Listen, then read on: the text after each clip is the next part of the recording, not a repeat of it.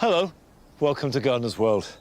This is Filaria angustifolia, and it's become one of my favourite evergreens. It actually has tiny white fragrant flowers in spring. And the beauty of it is that it copes very well with extreme heat and drought. Filaria is a member of the olive family, and the more you clip it, the denser it gets. It lends itself to cloud pruning, but won't be long before all this dies back and the garden is looking a bit stark, and that's where clipped evergreens, be it yew, box, holly, lonicera, or Filaria like this, start to become really important. So if you clip them now and get them into the shape you want, they'll barely grow throughout winter, hold that shape, and give you winter green, which is really important, and winter structure. Now, coming up on today's programme. Rachel has been finding out why the world of cut flowers is undergoing a dramatic shift. There's a new trend that's definitely building momentum, and that's to use perennial plants, whether they be shrubs, herbaceous perennials, or even climbers. We meet two former police officers who have joined forces to create a superb garden in their retirement. I try to implement the beautiful designs that Kerry comes up with. The translation sometimes can get a little muddled. Or a little heated. Or a little heated. Adam has the rare opportunity to visit a spectacular garden that is a masterclass in incorporating its design into the surrounding environment. You've got that view, so you're thinking, well, why even bother creating a garden, because that's going to win every single day. But actually, this is absolutely breathtaking. And we pay a visit to Glyndebourne to see how they are using their garden to add colour to their operas. Here we've got the marigolds, which produce orangey shades of colours. It's a lovely piece of silk, so it'll be really glimmery and shimmery when it's finished.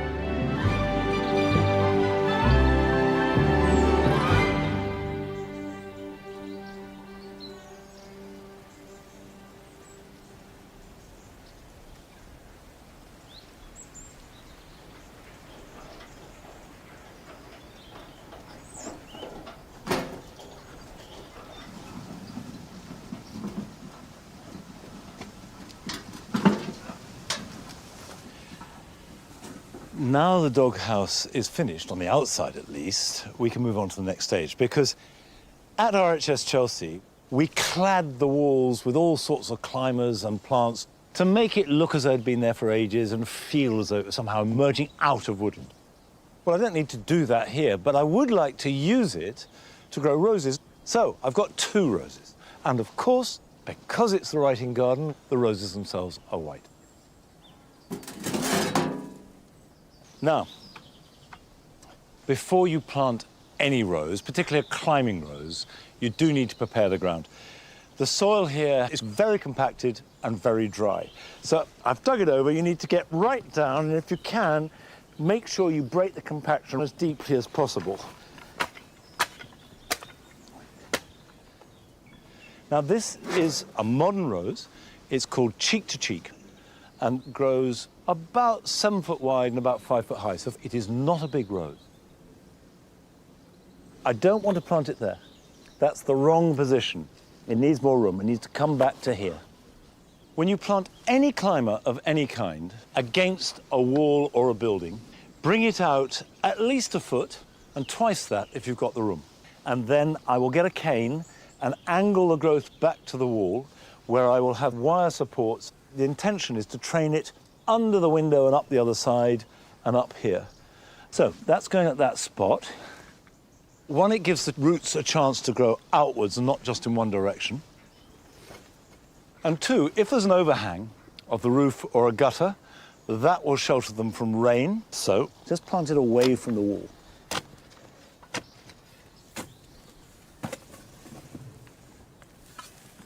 If your ground is as dry as this, instead of planting and then watering, you water and then plant.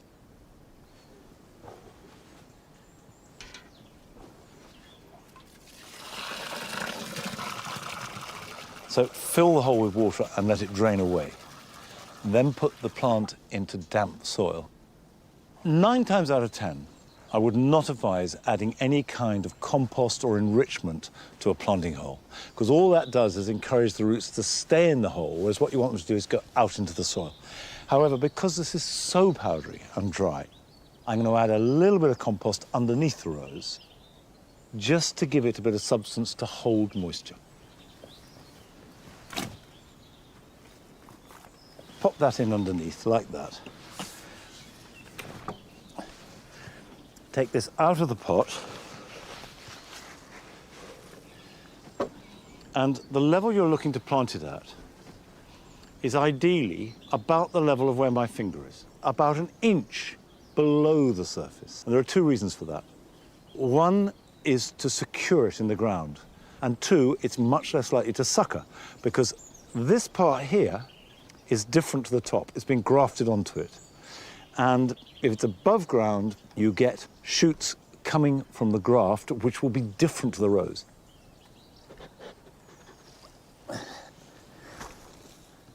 Now, what I'm going to do is backfill half of it, then water it, let it drain away, and then backfill the rest of it and water it again.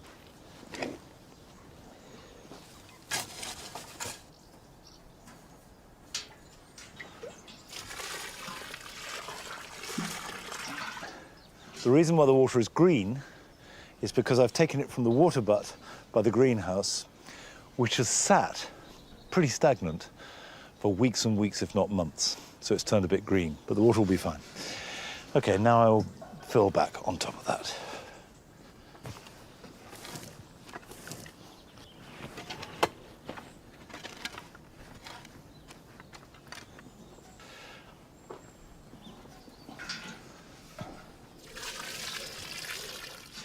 Right, I need to go and fill this up and put more water in. So I will water it, then mulch it, and then that's set up.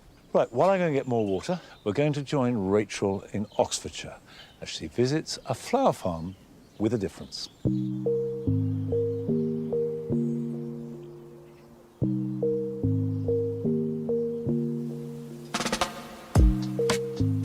There's a quiet revolution happening in the world of cut flowers and floristry.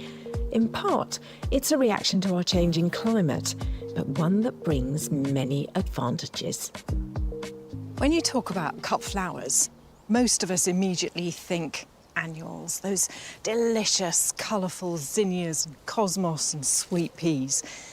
But there's a new trend that's definitely building momentum, and that's to use perennial plants, whether they be shrubs, herbaceous perennials, or even climbers, all put together to make the most exquisite arrangements.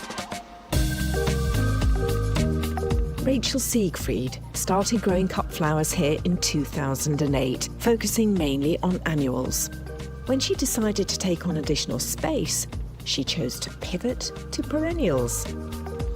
You filled it with shrubs and perennials, but what was the real sort of thinking behind that change? It was a bit unthinkable for it to be all annuals, because we all know they are a lot of work. Also, with climate change in the past sort of 8 years, with prolonged periods of drought and the rain, I had a lot of crop failures, and I just have to have guaranteed flowers. And when you say perennials, you're talking about everything from woody plants, so shrubs, through to herbaceous perennials. So it's quite a broad spread. It really is. It includes climbers, grasses. I will even push it into tender perennials like dahlias. But you are still growing some annuals. I kind of need them, obviously, for volume, colour.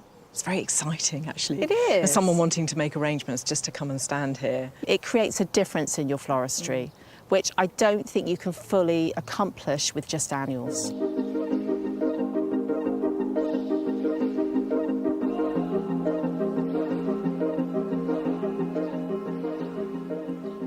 So what do you see as the benefits, really, of growing predominantly perennials? Well, they're less work. I mean, for example, we've got this echinacea here, white swan. I did sow it from seed, but I only had to sow those seeds once. Mm-hmm. And then I grow them into these lovely big plants. And if I do want more in the future, I can just divide. Yeah. But they will happily sit here for years without me really doing very much at all. they're also not supported. All of our annuals have to be supported with a plastic netting, but I find perennials mostly can stand up for themselves.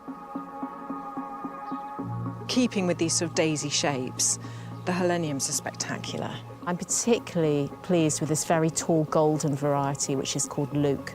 When flowers have that two-tone, they act as a bridge so that you can bring together different coloured focal flowers with them.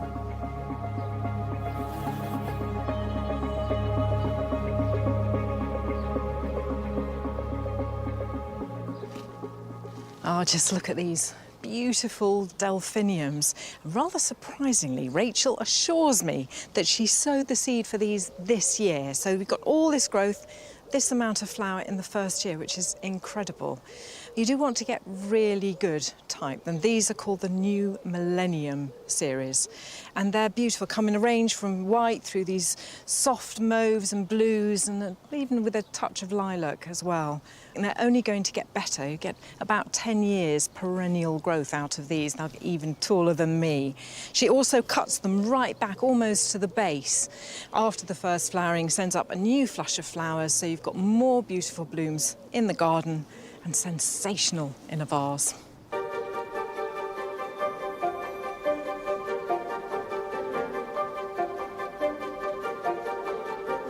Using shrubs as cut flowers offers so many more options when creating a floral arrangement.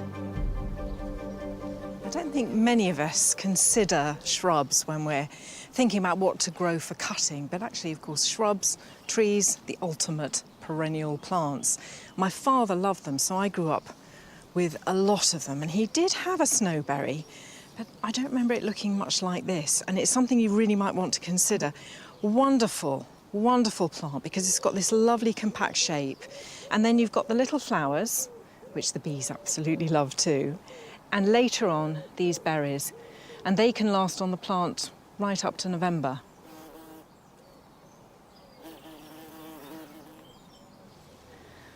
Another of the shrubs that's really caught my eye is this abelia. It's good for many reasons. It's got small leaves, so they're sort of delicate and it's not overwhelming in an arrangement. And then it sends up these nice, long, rather whippy stems. They're quite soft, but they also just give that structure when you're trying to compose something. The flowers are tiny, really, really small, much beloved by pollinators, incidentally.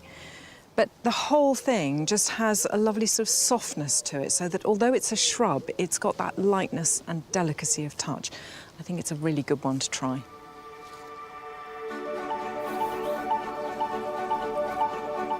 Rachel also grows perennial climbers.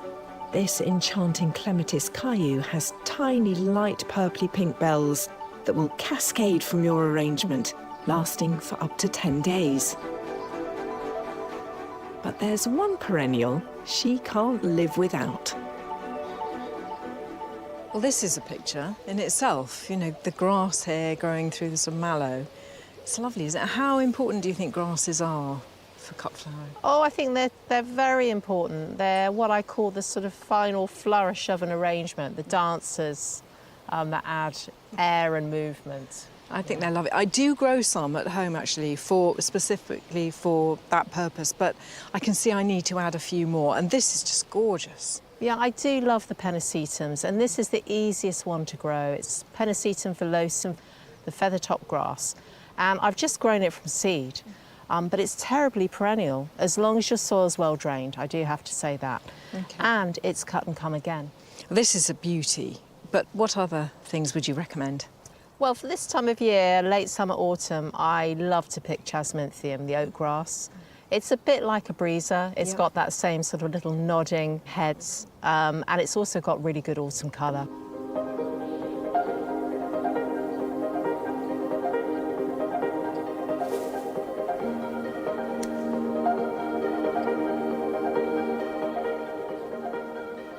I think this is already a picture, don't you? It is. Combination that we've got on the table. So yeah, cut some lovely things. I love the Rosa glauca. Is that what you're starting with? I always like to start with my woodies because they create the framework, the foundation of my arrangements. What I like to work on next are the focal flowers. So we've got some beautiful roses here, so I would probably pop in one of those Stunning, next. isn't it? Yeah. Which one is this one? This one is Stephen Rouleau. So if you are a fan of the sort of toffee-coloured roses, this is one of the strongest growers out of those. So I'm just working those into my hand. My hand becomes like a vase. Absolutely gorgeous. What about spires or something taller? Yeah, I think a bit of height now would be One nice. of the hollyhocks. So perhaps some of this gorgeous shrubby hollyhock Parker Lee. It's picking up the colours in the rose really well. Would it be mad to put some of the Macleia in? Not at all. I mean, the Macleia here, now that it's in seed, it's almost like a grass. That's really beautiful, and I love not only that you've got these subtle colours all working together, but the sense of movement, the texture Yeah. as well. Perennials do that so well, don't they?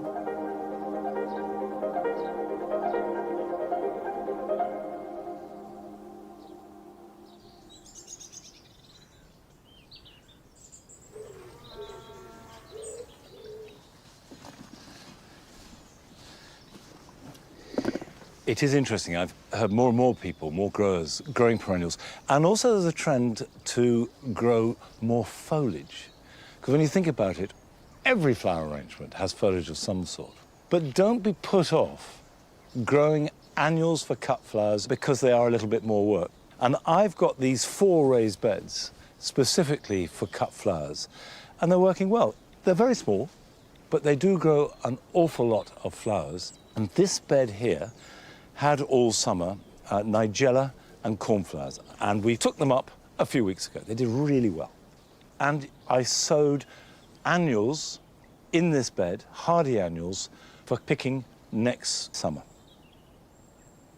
I've got Annie growing here, a scabious which doesn't seem to have germinated yet, but also the nigella and cornflowers have dropped their seed and are growing very nicely indeed. So I'm going to leave those. However, there's been germination of weeds, so it's important to keep on top of them. So, for example, there's a thistle here in amongst the Annie. So we'll remove that. I could get a hoe and hoe between the rows, but then I would lose the odd nigella and the odd cornflower, and there's no reason why I can't have them all mixed up together.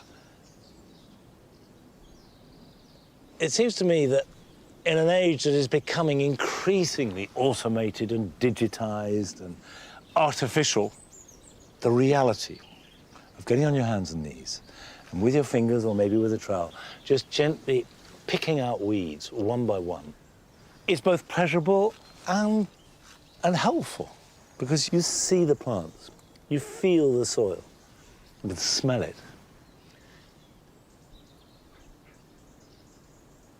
That's a cursory weed, and if you're not sure what's a weed and what's a flower that you want for next spring, well, leave it. Strictly speaking, these are not cut flowers. These are wallflowers, which are biennials, so I used this as a seed bed. And I sowed these in April. Some of these are destined to accompany tulips in pots. So I will leave them in the bed until I've planted up the tulips, which won't be for another month. Some of them, however, I intend to plant out into the jewel garden. I'm going to start that today. If you've grown biennials from seed, or you're buying any, late September, October is the perfect time to plant them out into their finished position. I want to take as much root as I can. I'm going to take it soil and all and split them up in situ, or at least most of it. First, we're going to Glyndebourne Opera House in East Sussex, where the costume department has discovered how useful the garden could be.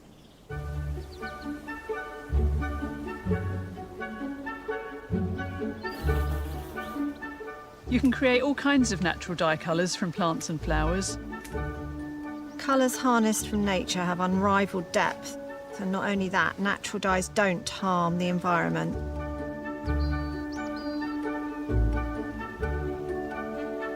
My name's Andrea, and I'm growing plants that can be used, either the leaf or the flower or the root, that can be used to create colour for the costume department. I I'm Jenny. I'm the dye room supervisor in the costume department. I dye, print, paint and break down costumes for all the operas here. The first opera was held here in 1934, but the dye garden is a much, much newer addition. What we've done over the last couple of years is to actually have all of the productive garden in one space. We've got vegetables and cut flowers and herbs and the dye garden all growing within one fenced area. And I know where to find Andrea when I need her now, because she's all in one place. I came up with the idea about doing the dye garden when I'd been on this course for a weekend about natural dyeing, and we were taught about how the land and the plants are all involved in one cycle, and I thought, why can't we do this here? The first two plants that I'd planted out were madder and the dyer's chamomile, the Cota tinctoria. The dyer's chamomile was doing beautifully. There were so many flowers on it, so that was really the first thing that we harvested that Jenny could try. We realised we were onto something.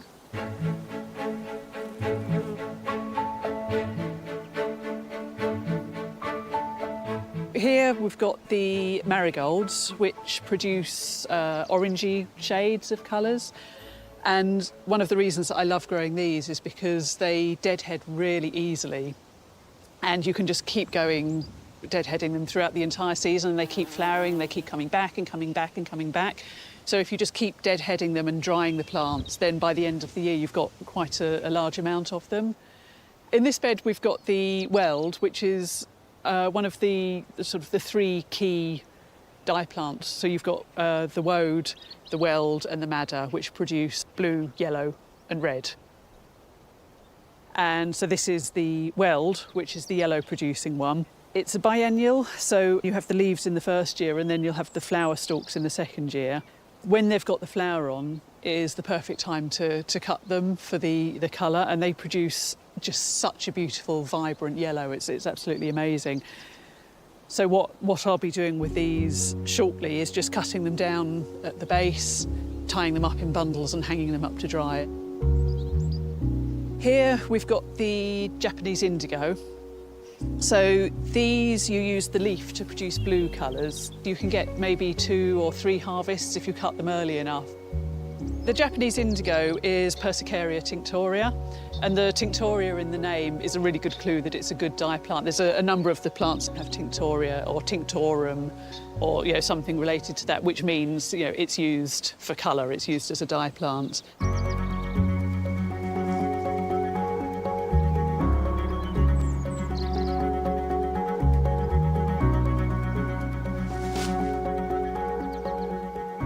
So one of the things that we've been working out is exactly how much of everything I'm growing and what works well in terms of harvesting as well. So one year I grew a Coreopsis tinctoria called mahogany midget, which was beautiful, just a mass of these really deep red flowers. And I think they produced quite a nice colour, didn't they? Yeah, beautiful orange. But the flowers were tiny and I could easily spend all day just sitting there picking the flowers and end up with maybe less than half a bucket. And I said to Jenny, this isn't going to work. So part of what we're trying to establish is what works well for both of us. We've often found it, we go to rehearsals for each opera, and we often find each other in the garden while we're having our picnics. And Andrea will say, what bits were naturally dyed? And I'll say, that T-shirt on the left, that man on the left, he was wearing, and she's like, oh yeah, I saw that. And then those blouses on the right.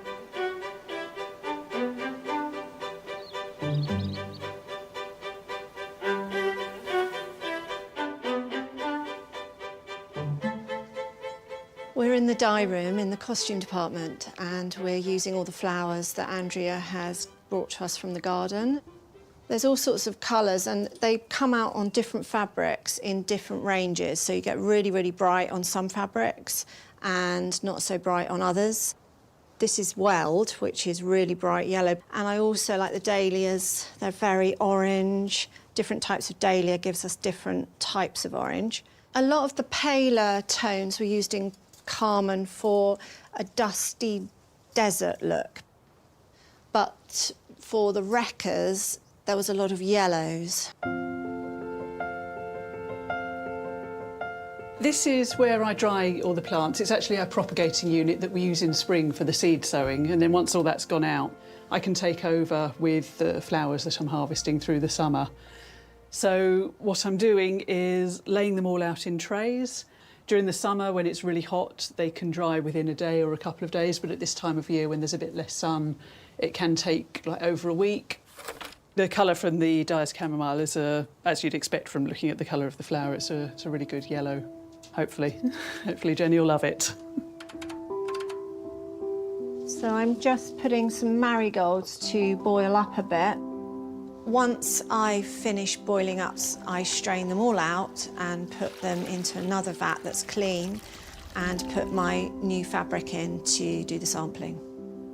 This is a piece of silk that will be simmered for about an hour, and then it will be washed out, left to dry. This is looking really good. It'll be even stronger by the time it's finished. And it's a lovely piece of silk, so it'll be really glimmery and shimmery when it's finished.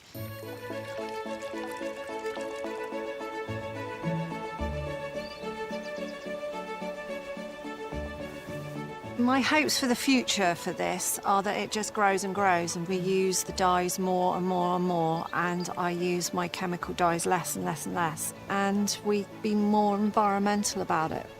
I feel that what we've done is really exciting, and actually I'm really proud of how far we've got. Maybe once, you know, eventually Jenny and I won't work here anymore, but it will still be here. It will still be an established thing that's just accepted about the way we do things. I think we're just really lucky we met each other because I didn't know that there were any gardeners that had any interest in natural dye when I came up with this thought. And I didn't know that there was even a dye department. I just assumed that the costumes were brought in the colours that they were meant to be. So we've all learnt something.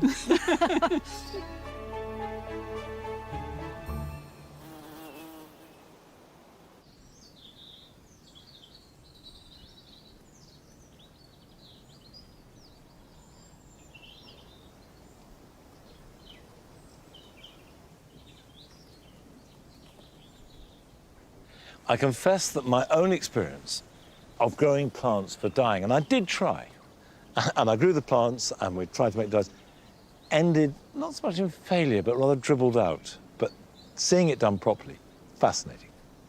Now, these are the wallflowers I've dug up, so I want to plant them here into the jewel garden.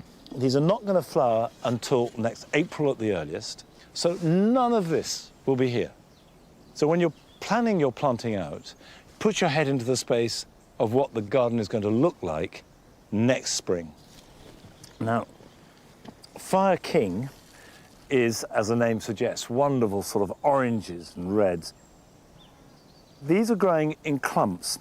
I could break them up into individual plants, but actually I quite like the idea of growing them in little clumps like that. And I think they'll be perfectly good.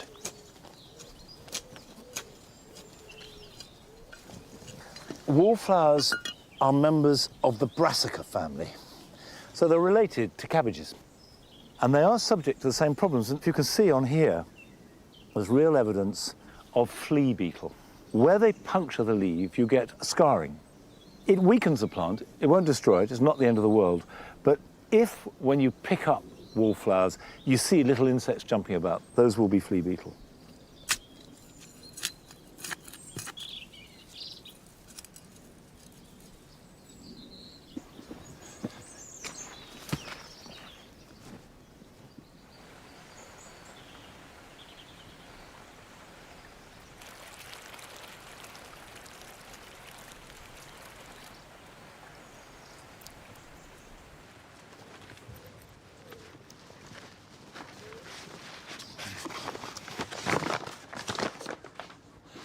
Bulbs in long grass in spring look fantastic, and now is the perfect moment to plant them out.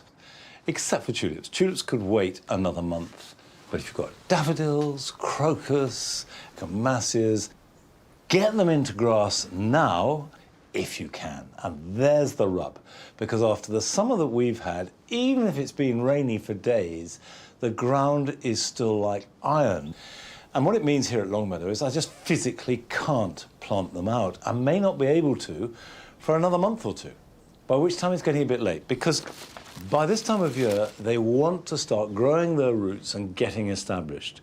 So the delay means you're interrupting their growth, and that will affect their flowering both in quality and quantity. So a solution is to pot some up. I've got a daffodil. This is Narcissus poeticus recurvus, or pheasant's eye. It's a quite delicate daffodil with white petals that are recurved, hence the name recurvus, i.e. they're bent back, and its centre is small and golden, hence the name pheasant's eye. It's fragrant, and it flowers very late indeed for a daffodil, sometimes as late as mid-May. If you just use a normal compost, perhaps with a little bit of extra grit, only snowdrops, fritillaries and camasseas enjoy being wet. All other bulbs really need good drainage. So put a bit of soil in. The rule of thumb with all bulbs is plant them twice their own depth. So if I was going into the soil, they want to be that deep.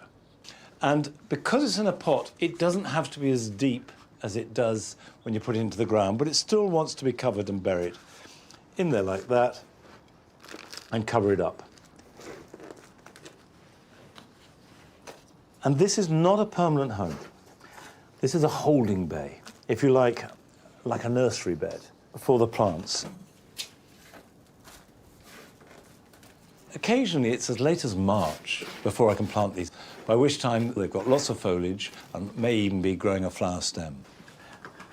I will put these to one side. They certainly don't need to take up greenhouse space.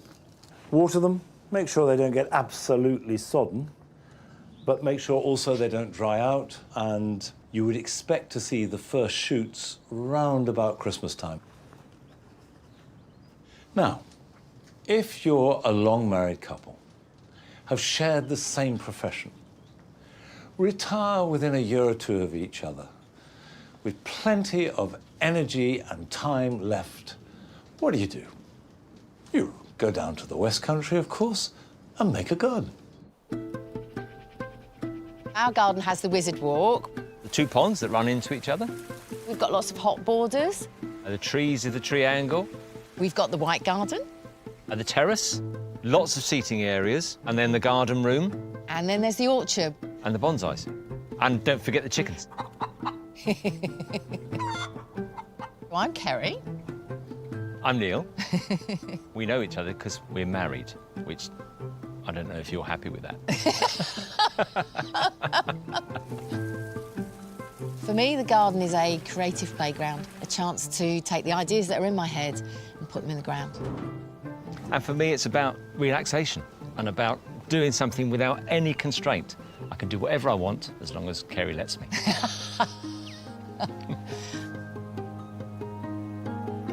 We were police officers and are now happily retired.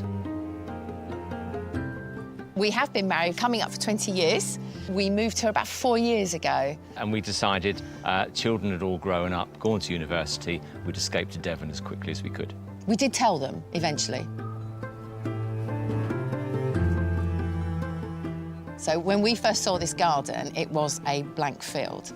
And I could just see, not all of it, but I could just see how the banks could be made into, you know, really lovely flowering parts, how we could develop some of the areas. It just felt like home. Straight away, it just felt like home. And I just wanted to garden here.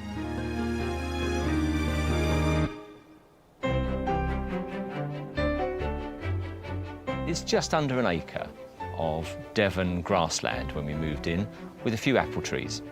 Coming from a small garden to such a large garden, I couldn't get it all in my brain in one go to do a vast area, so we divided it up and did it in sections that we then joined together. It's been a blank canvas for us, and it's been amazing to be able to just play and use our own ideas and not have to conform to anybody else's garden. It's been brilliant. So we were both working in the police in Hampshire, and we met when we were both working on a project together. I always wanted to be a police officer, and when I was going to the careers office and they were sort of saying, go and be a teacher, go and do this, go and do that, I was like, no, I want to be a police officer. I wanted to help. I wanted to be there for victims and people who needed a bit more help. My reason for joining the police force, really, was monetary. Once I got the job, I came to enjoy what I was doing with the community. We were both in the police for 30 years. We both did our full-time service. I retired a couple of years earlier than Neil. I got into gardening because of my parents. You know, Mum and Dad had a garden in Hampshire. They gardened it, they loved it. So I was always out there helping them. And my mum still gardens today. In fact, a day out for my mum isn't a good day unless she comes home with a plant. My grandfather really was the root of my gardening love, and he got me into produce gardening because he grew everything that we needed to eat. He passed that love on to my mum and my dad, and then Dad developed this love of bonsai. And he grew bonsai trees, and I will probably for the rest of my life try and be as good as he was. You know, when you're dealing with bonsais, it's good to have the right equipment, you know, and a good pair of snippers for light work.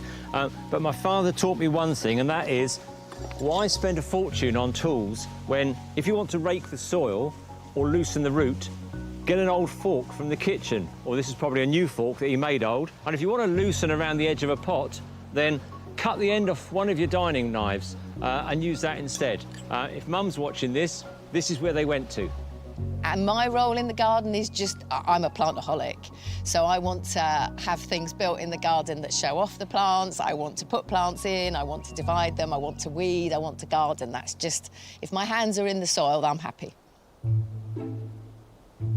I dig and I build and I try to implement the beautiful designs that Kerry comes up with. The translation between what she comes up with and what I have to try and build sometimes can get a little muddled. Or a little heated. Or a little heated. But we always eventually come out with something we're both happy with. And I think that's what makes us good gardeners in our own garden. So the Wizard Walk came about because we wanted a shady area, and we also wanted an area down the side of the garden that kind of was a little bit dramatic. And we created it from your thoughts, yes, didn't we? And it's called the Wizard Walk because the children came home, and being of Harry Potter era, they both went, that looks like Hogwarts Bridge. So on the shadier side of the Wizard Walk, we've got hostas, we've got brunnera, and I'm starting to collect some other nice things, which is always a fun thing to do. On the sunnier side, we've got campsis growing up, we've got wisteria, they're quite young, and the cocosmia gets everywhere, so there's quite a lot of cocosmia in and around the area as well. So, this hosta has been really munched by the slugs and snails, so it's coming out. I'm going to try and get a brunnera into the spot to fill the hole, so it will look really rather nice here. So we don't use pellets or any other sort of control. If the slugs and snails are here eating, that's fine, because actually they're going to feed our birds and our chickens and our frogs and our hedgehogs.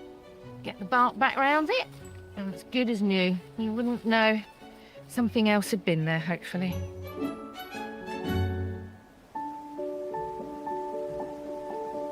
With the garden in retirement, it's allowed us to just be as creative as we want to be.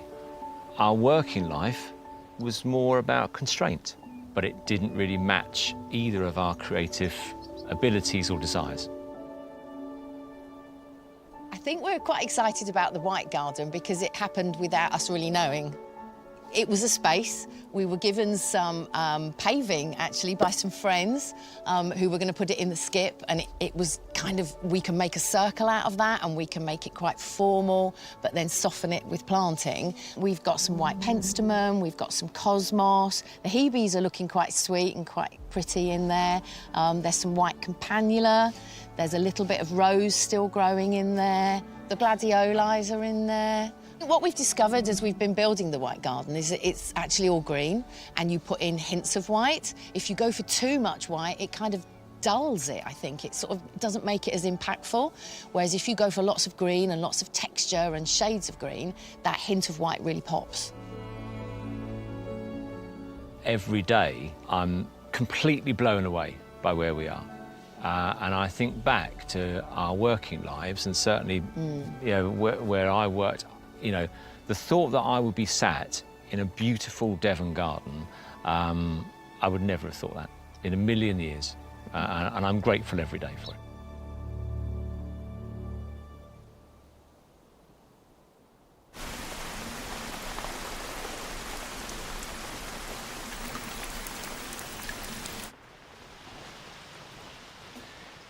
It's interesting that Kerry and Neil have realised what I've often said about a white garden is white gardens are really green gardens with a little bit of white, because it is extraordinary how white, this bright colour, can deaden everything. Now, the big greenhouse has served us really well this summer. We've had lots of tomatoes, we've had masses of cucumbers, a really good crop of peaches, absolutely delicious.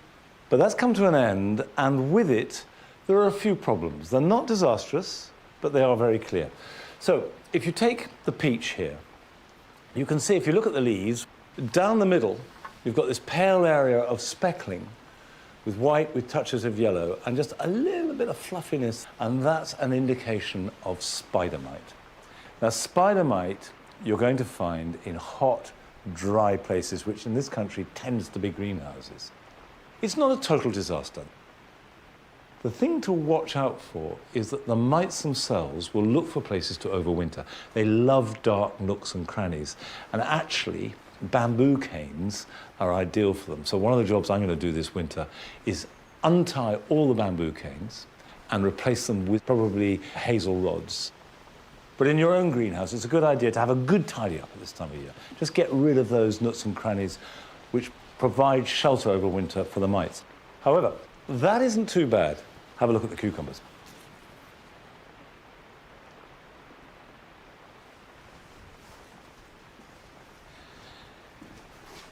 I have to say, when I started to see this sort of mottled yellowing of the foliage, I thought it was a virus, because cucumbers are very prone to viruses, particularly as they get older. However, this is just spider mite really ripping in. This is spider mite at home and tucking in. If I put my glasses on, I can see, and hopefully you can too, a kind of fluffy, cobwebby setup. And the mites are in there. They're absolutely tiny. Now, I've watered these every day, but it's not so much the plant that's too dry, it's the atmosphere. It's humidity that you need to get. Best way to do that in any greenhouse is water the floor, so it's damp, and that will raise the humidity levels, and the mite doesn't like that. It looks terrible. However, it's not a disaster. We've had lots of cucumbers. They've been delicious. It's the end of the season. So cut them down, and you can see that if I come up here, the cobwebbing goes right up the string too. And pull it out the ground. There we go. Now what that does is let light and air into the pumpkins and squashes, but even they have got a slight problem too, because if I lift this leaf, you will see that it has a very healthy population of whitefly. But what I'm going to do now with these is strip them right back, not take them out, because I want to reveal the fruit that is there to as much light as possible. Over the next couple of weeks, they need to ripen, and that needs sunlight.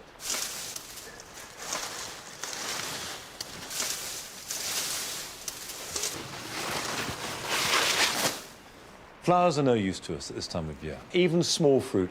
The only thing we want to keep are squashes and pumpkins that are fully grown. What we're after is ripening, not growth.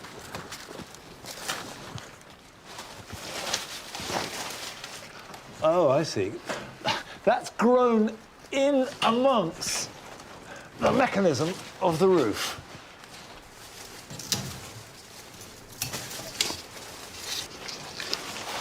I will work my way through this so that ideally I will just have the fruit exposed to glorious sunshine, if we get any, for the next couple of weeks.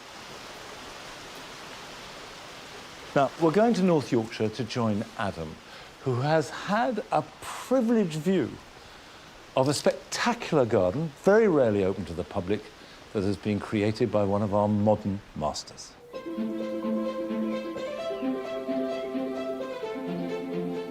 I am so looking forward to what's behind that door.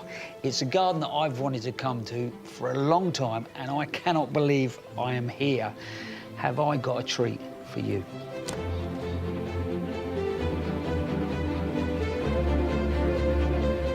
And the first thing that stops you in your tracks is that view. But I'm telling you, there is so much more to see.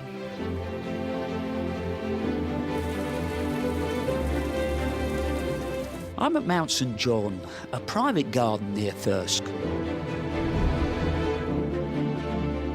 Designed 20 years ago by Tom Stuart Smith, it's a place where big skies meet bold planting ideas. And today, I've got the chance to have a little nosy round.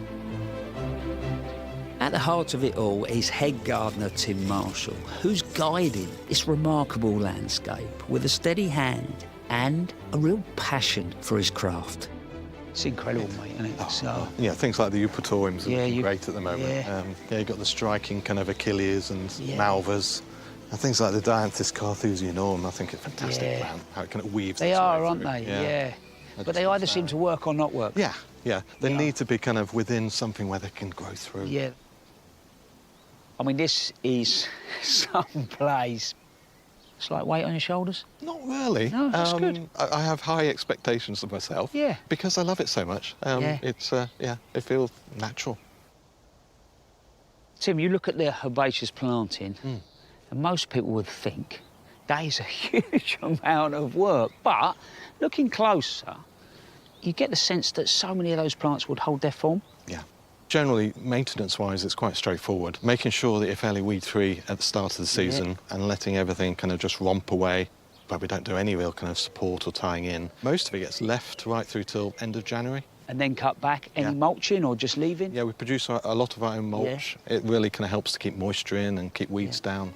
You would never say normally that a garden hits perfection, but this feels like it does. Yeah, as well as the workplace, it gives me a lot of inner peace, I suppose.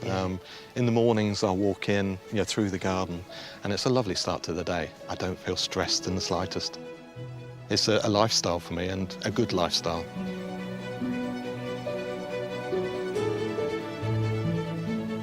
This is absolutely breathtaking. Yeah, you've got that view. So you're thinking, well, why even bother creating a garden? Because that's going to win every single day. But actually, when you start to look closer, how those trees work their way round that wider landscape. And the clever thing for me is how that's brought into this space, which is done by these beech. They connect to the hedge, but they sit against the sky. And then you've got the buxus, sort of more like pillows, so slightly softer, but really controlled. All of these plants, things like the Achilles, the Eryngiums, all the grasses, they've all been chosen because they hold an incredible form. And then I suppose we better get to the bit that we all love, which is the colour, because it feels very comfortable. All these sort of pinks and purples sit well together. But then every now and then, there's a little pop of yellow that just provides a highlight. While the terrace garden is all about bold structure, texture, and those big seasonal moments, just over the hedge, it couldn't be more different. Down in the valley is a cooler, damper, a more secluded space where moisture-loving plants thrive amongst the trees. It's a totally different vibe. And I'm meeting Jack Clark, another member of the team, who knows this part of the garden inside out. I mean, the ponds are really the heart of the planting and the valley garden, and they just attract so much life. Actually, when you get to this point, you sort of get a wonderful appreciation of the levels, don't you? Because up the top there, I didn't realise there was even that one. Yeah, we are kind of set on these three ponds that cascade into one another. And these were actually the original stock ponds for when it was a monastic settlement 1,000 years ago, yeah. What a beautiful, peaceful, charming place to come to work. In contrast to the terrace garden, it's a fairly dramatic planting, isn't it? It is, mate. But it's so peaceful at the same time. Jack, I've decided if you get to work here every day, you must be the most mellow person in the UK. Yeah, it's quite an office, isn't it? It is, isn't it? So, how long have you been involved? So I've been here 7 years. I started in 2018 as a volunteer, actually, and I spent 2 years volunteering here. I spent a lot of time down here and was always kind of drawn to the Valley Garden. Yeah, and so then 5 years ago you were taken on full-time? Yeah, dream job, honestly is, and it still is. Have to pinch myself sometimes. When it comes to managing an area like this, what's the problems down here? Does anything run away? Do you have any issues? Day to day, it's kind of always on the brink of chaos down here. Ultimately, it's an ancient woodland, and you know, we get all the indicative plants of that, and you've got to try and learn to have a balance between the two things. So ultimately, you're trying to balance the ornamentals with the more naturalistic... With the more naturalistic planting, yeah. And then, you know, once you've cut everything back, it's a completely different place down here. It's just back to being a native woodland, really. Yeah. Going forward, what's the sort of plan to evolve the garden? You know, is there any sort of direction, or pretty much as it is? With the summers the way that they've been, this garden has been kind of designed. A lot of things love damp ground, but we've had, the last 8 years, we've had these incredibly dry, hot summers, and it's just sort of thinking about plant selection moving forwards, you know, what would be better.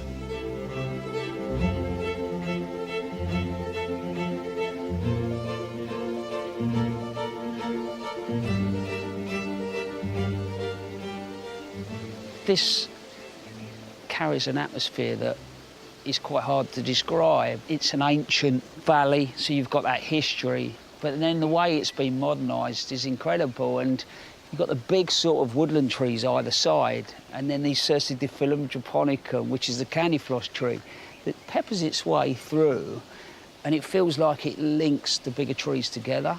And then there's layers of shrubs that bring those canopies down, and then after that it feels a bit like the other planting has come over the hill and it's running down to the water.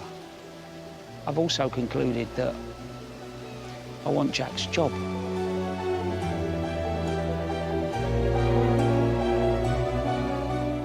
I think designing a garden is one thing, creating it is another. But then to maintain it, move it forward, takes graft, skill, enthusiasm, which Tim and his team have in spades. And that has made this a very special place.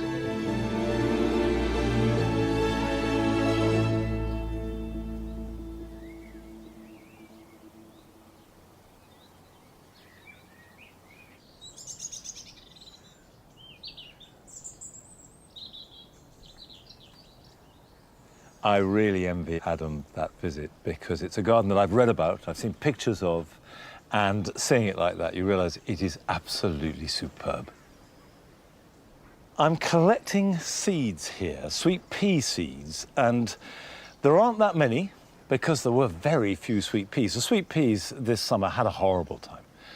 What a sweet pea will always do is once it senses it's getting hot and dry, it will rapidly go to seed. So if you collect the seed pods now, potentially these will give you wonderful sweet peas next year if the weather is kinder. Right, I'm just going to take a few more.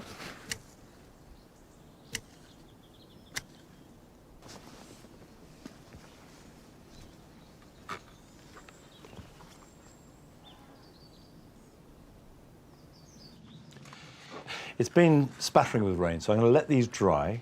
And when they're bone dry, I will store them in a paper envelope. Important that you don't store them in plastic, because then they can get mouldy. But I certainly intend to sow these sometime in the next month. So I'm going to put those there, because I've got other sweet peas that are ready to sow now. Now, the reason for sowing sweet peas at this time of year is to give them as much time as possible to become large plants. But I'm sowing them in these plugs. They're very deep.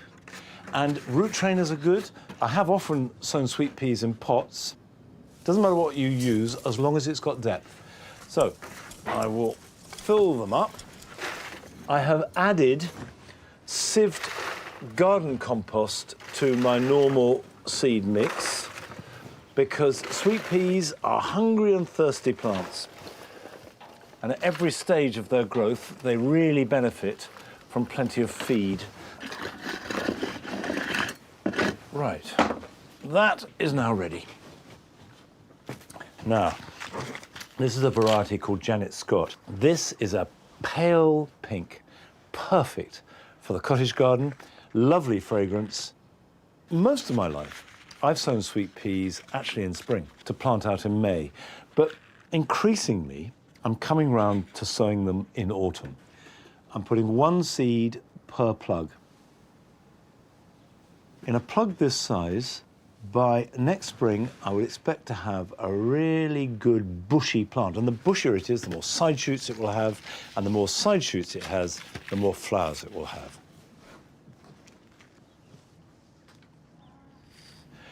These now will go to a protected place to germinate. The greenhouse is good, if not undercover somewhere. Then, when they've developed a pair of leaves, round about the end of next month, they can be moved into a cold frame is ideal, or even stand outside. But you do need to protect them from excess rain. They don't want to sit sodden. And you do need to check them for slugs and snails. And then they can be planted out as soon as possible. I used to feel it had to be after the last frost. Increasingly, I think round about the beginning of April is perfect. That's a good job. Here are your jobs for the weekend.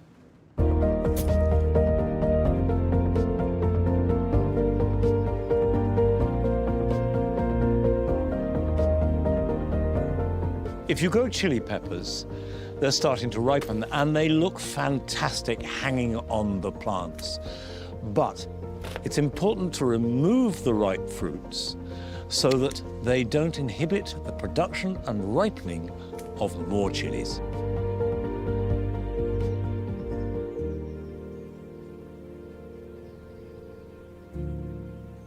Most lawns have a few bare patches by this stage of the season.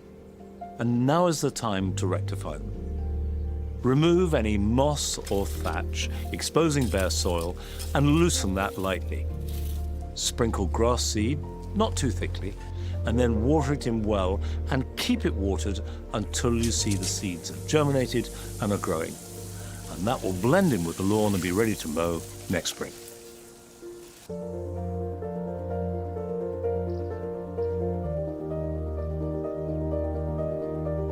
If you grow herbs like marjoram, lemon balm, or mint, they will have finished producing new leaves and their flowers will be setting seed. So now is the time to cut them back hard, taking all top growth down to the ground. This opens them to light and air, and they may produce new leaves this autumn, but certainly will be in a good position to do so when the weather warms up next year.